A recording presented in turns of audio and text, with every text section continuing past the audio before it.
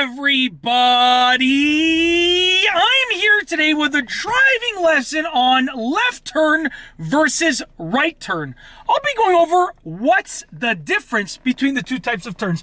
Let's get right into the video, okay? So I'm going to be demonstrating myself making multiple turns, and I'll be going over the difference. Now, first of all, the radius of the turns is going to be different. Now, I'm saying all this assuming that you're driving on the right side of the road. If you are driving on the left side, then everything's going to be the opposite of what I say.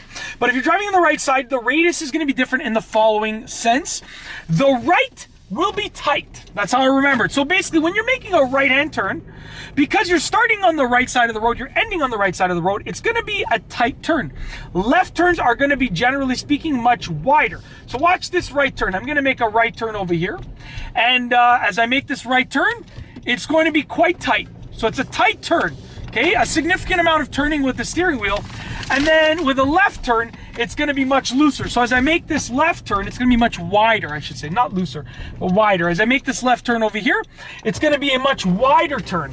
Very simple, okay? Because it's just the radius is going to be different. So the radius is definitely different.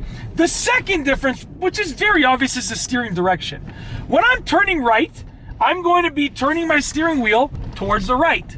When I'm turning left, I'm going to be turning my steering wheel towards the left. I don't think I have to demonstrate that, but you can see right here, as I'm turning right, my steering wheel is going to go towards the right, obviously. If I was making a left turn, which I will in a second, my steering wheel is going to go towards the left, okay? Number three, the third difference is, sorry, my back is really itchy. Number three, the third difference is crossing traffic. So as I make, oh, this guy just ran a stop sign, like legit just went right through it. Thankfully, I wasn't in that intersection. Crossing traffic, when you make a left turn, you are potentially crossing traffic depending on where you are. So right here, I'm going to make a left turn and I'm crossing the intersection. So there's basically lanes of oncoming traffic that I'm going across over there, okay? When you make a right turn, you are not going to be crossing traffic. For the most part, I'm actually just going to turn around. I want to stick on these side streets over here to sort of, to make sure I don't encounter any traffic that's going to disrupt the video. So if you make a left turn, you have the potential of crossing across traffic like I just did. If I make a right turn, I'm going from the right lane into the right lane, like from the right side of the road onto the right side of the road. I'm basically hugging the curb. So essentially I'm not crossing traffic unless it's a very specific situation, okay? Essentially, number four is going to be the chance of hitting the curb. Okay, now when you are making a right turn, okay, your chance of hitting the curb is going to be much greater because you're hugging the curb. When I'm making a left turn now, I do have the chance of hitting the curb on the far side over there, okay? But that's only if I understeer and I take that turn too wide, which rarely happens, even with beginner drivers. Whereas if I'm making a right turn, okay, you are far more likely to either brush up against the curb or mount the curb. So I'm going to make a right turn here. And because I'm hugging the curb, it is way easier for me to hit the curb.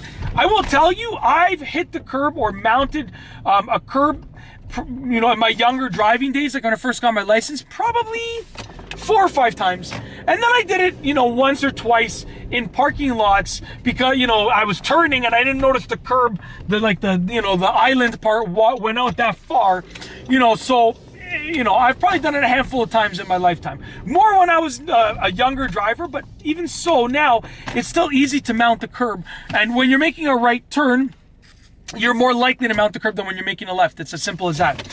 Last but not least is the fifth and final factor of the difference, which is your looking direction. Now, I always tell people, look where you want the car to go. If I'm turning left, I'm going to look left. If I'm turning right, I'm going to look right.